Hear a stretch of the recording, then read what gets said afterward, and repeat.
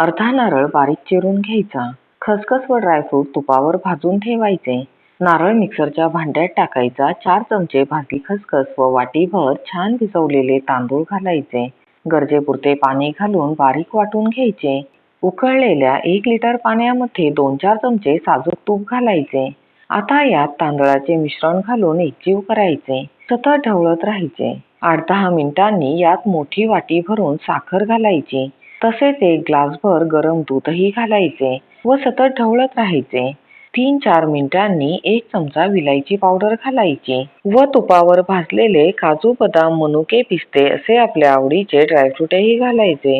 ही अस्सल खीर चवीला खूपच छान लागते. चपाती बरोबर खाण्यासाठी ही अशी पातळच बनवतात, पण जेव्हा ही खीर थंड होते तेव्हा ती खूप दाट होते. मग पुन्हा गरम दूध घालून आपण ती वापरू शकतो.